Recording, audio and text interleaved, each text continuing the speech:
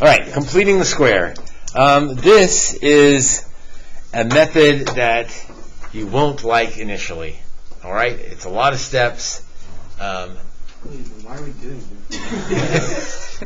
Well, because some things you need to do not because you like them, because they make you a better person.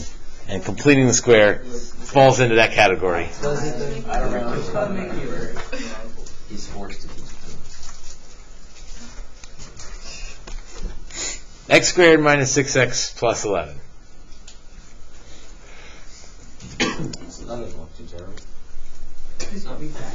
Except for the fact. Okay, it's not factorable, so I can't factor it. We've not done quadratic formula yet, although you might remember it, and that would work here. But instead we're going to do complete the square. You know what? Before that, we'll come back to that. Let's do 2 warm-up problems. Get our brain ready to complete the square.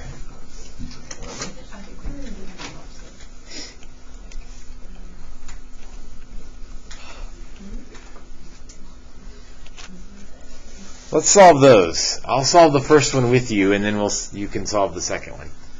X minus 3 squared equals 49.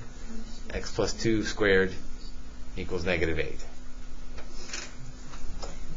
Okay, on number 1, what could we do first to start to get x by itself?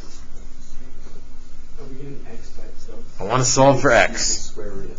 Good. Square both sides. That's what I want you to see. Don't FOIL that thing out and then move the 49 over and then try to factor. Like, no, let's square root both sides, and that starts to get x by itself. Oh, shoot. You're right. So let's do x minus 3 equals, what's going to be on the other side? Plus or minus 7. X minus 3 equals plus or minus 7. So yes, let's add the 3 over. 3 plus or minus 7. And that looks, it's not wrong, but you can do 3 plus 7 and 3 minus 7. So let's sort of finish the problem here. 3 plus 7 is 10, and 3 minus 7 is negative 4. Right, way easier than squaring that thing out, moving the 49 over, and then having to factor. All right, number 2, similarly, let's square root both sides. But you can see what makes this one a little bit harder. Oh, I understand. It's going to be 2i root 2. It is 2i root 2, sort of. That's not plus or minus 2i root 2. When you put the square roots on, you got to put the plus or minus on. And then, let's see, to get x by itself, the right-hand side's ugly, but if you have x plus 2 equals something, subtract the 2. And usually we put the number in front and the square root stuff in the back, so negative 2 plus or minus 2i root 2. That's our final answer. Okay, what those 2 problems show are sort of the back half of complete the square. All right, this x minus 3 squared, that's a perfect square.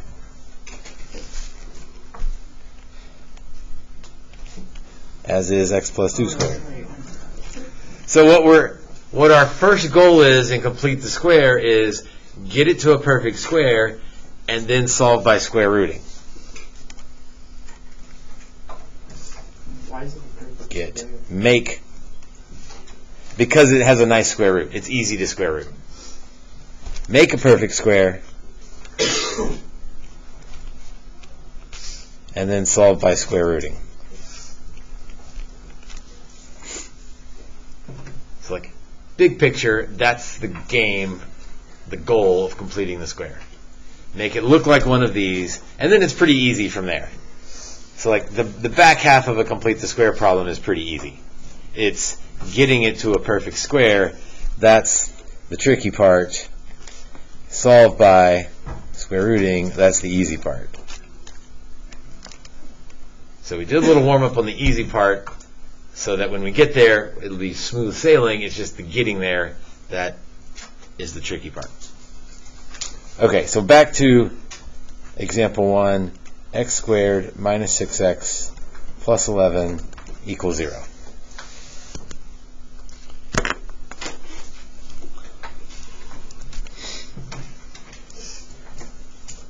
Okay, even before we get started, it has to look a certain way. So from standard form, with a equal 1, then we can use this method. So this is a really long thing. You got to look like standard form, so you might have to do something to make it look like that. Then you got to do the tricky part, and then you got to do the easy part. Now, getting it to standard form, that's pretty easy.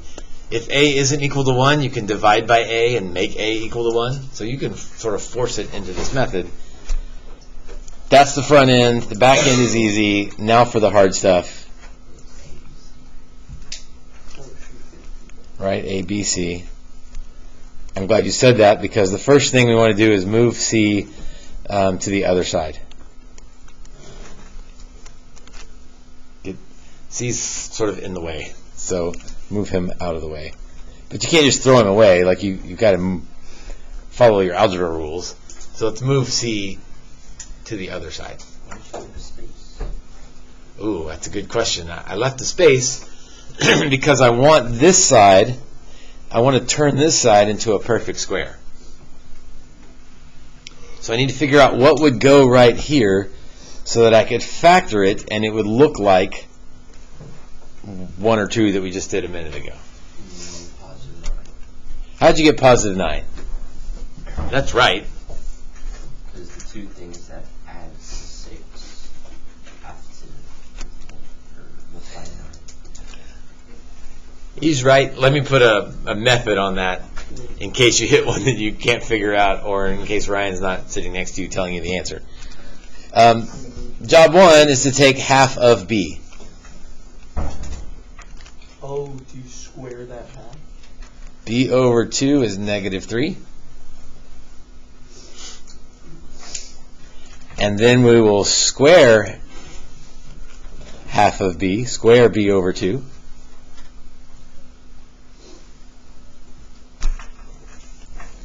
And then add that to both sides.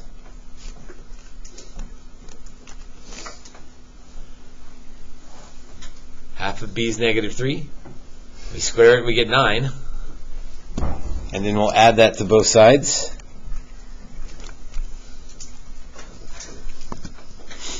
Right, that's legal. You can add 9 to both sides of an equation. And the reason we do that is that now we can factor the left-hand side. Factor the left side. And it's super easy factoring because it's always with B over 2.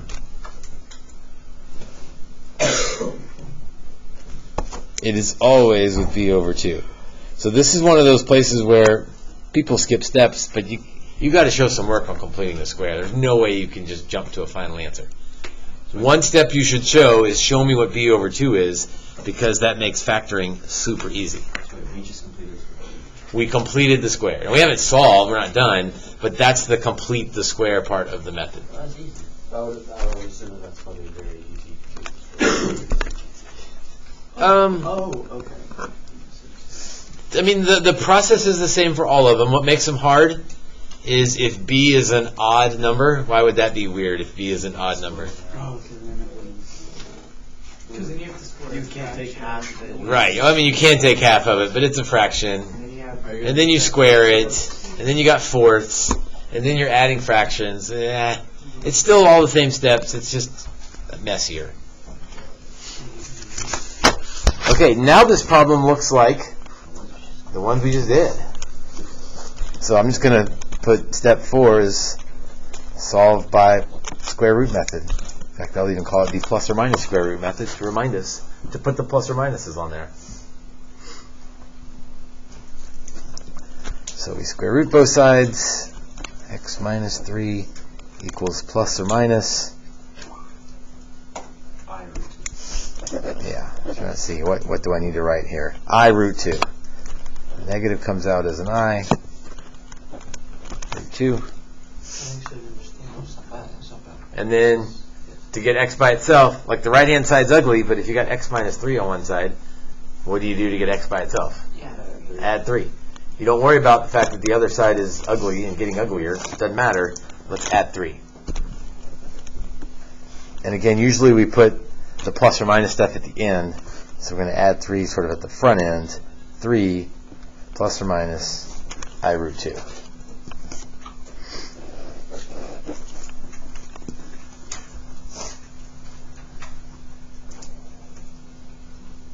Couple of comments. X squared, we didn't talk about this year, but how many solutions should an x squared problem have? 2. How many solutions did I get? 2. Good. This is like one statement, but it's 2 solutions because of the plus or minus. So we were expecting 2 solutions. We got 2 solutions. Okay, the key part of the method is this step 2. HSA. That's how you complete the square. Half it, square it, add it. Like the stuff before that, not really that difficult. The stuff after that, not difficult. But that key middle step in there, half of b, square it, add it to both sides. And when you do that, that forces, or that makes, a perfect square. And then it's kind of easy from there. So half it, square it, add it is sort of the key to the whole thing. All right, we'll work some more together, but let's do them off of the worksheet. Let's jump down to number 7. Actually, before we jump down to number 7, at the top of your page, I'm going to write HSA.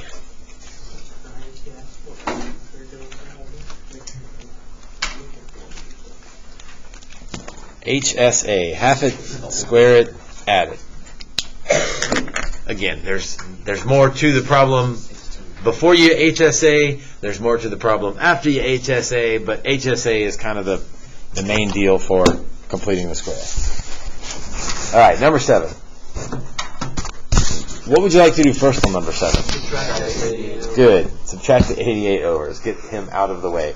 There's already a negative 4 over there, but that's fine. And then, yes, I'm going to leave a space there because I know I'm going to add something in the space to complete the square.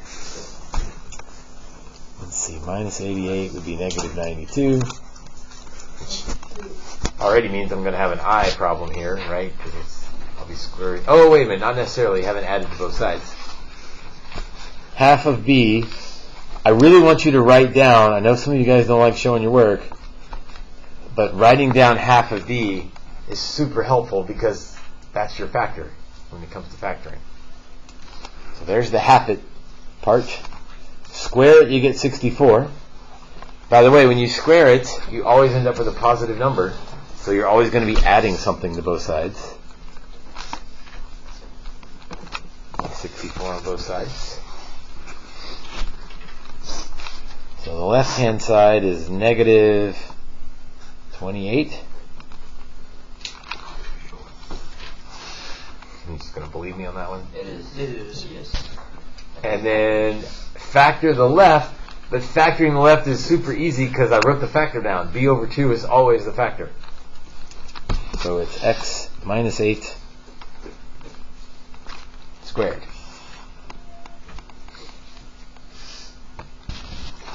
Again, the key point in there, so most of you are fine, but here's the half it, here's the square it, and the add it. Half it, square it, add it. Alright, it's kind of home free from here. Square root both sides. Is equal to 8 plus or minus 28 I need to clean up. There'll definitely be an I on the outside. 28 is 4 times what, Ryan? 7. So 2I root 7 with the plus or minus. So that little piece is what we've been working on the last couple days, simplifying square root of negative 28. Move the 8 over. 8 plus or minus 2I root 7.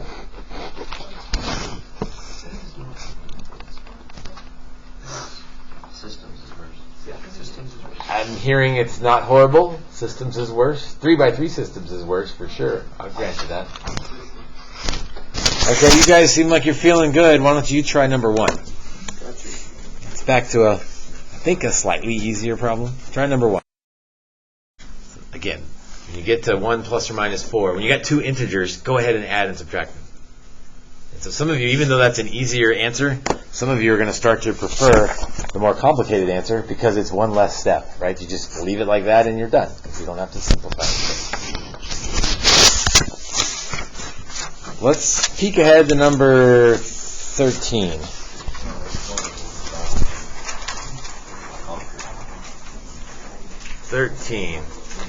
At least they're all one. Okay, what do you want to do first on 13? There's a couple options.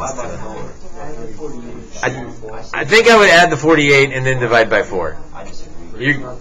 You're going to have to do both. So if you want to divide by 4 first, that's fine. But you are going to end up with a fraction over here. So Wait, if we add 48 over here, if we add 48, we're still going to end up with you're still going to end up with a fraction. But I'd rather end up with a fraction after I add than have to add the fractions. Okay. Either one, you got to get the 48 out and you got to get the 4 off the a squared. So I think I would add the 48 first. So that would give me 45. It's not nice at all. Again, you cannot complete the square unless the lead coefficient is 1. It's literally just 45. So it is just 45 over 4. So it's not terrible, I guess. Oh, yeah, that's terrible. What's not terrible about it is that I'd rather have a fraction there than have b end up odd. Because when I do b over 2, that's when I have to square it and add it, and that gets ugly if that's a fraction. This one, though, what's b equal to? Negative 2. Yeah, well, you answered my right question. I didn't ask the right question. What's b over 2 equal to? Negative 1. So when I square that, it's plus 1. Plus 1 to both sides. Oh. Shoot, wait. It's actually... So it's 49. This is actually not bad at all. 49. 49 over 4. Both of those numbers are nice. Right? Like, never before have you said 49 over 4 is a nice number. 7. But when you square root it, that is not bad at all. It's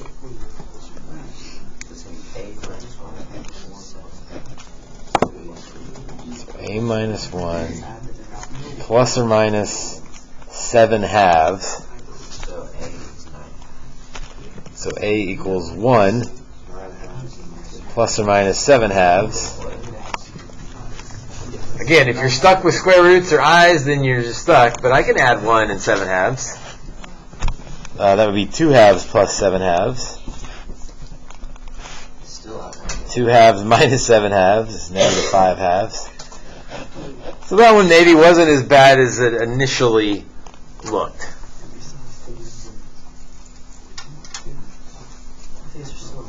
Half it, square it, add it.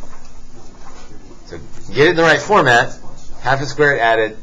Solve by square rooting. Let's see. There's 16 problems. We did 3 of them. Should I assign the evens or the odds? I'm not going to say anything. Yes, let's assign the odds. So that leaves you with 3 left, less than what you would have done. 5 problems. Half it, square it, add it. I know it takes a little while, but an hour divided by 5 problems is 12 minutes each. I'm pretty sure you can knock out one of those every 12 minutes. I don't know. I'm professional. If you spend your time working, plenty of time left.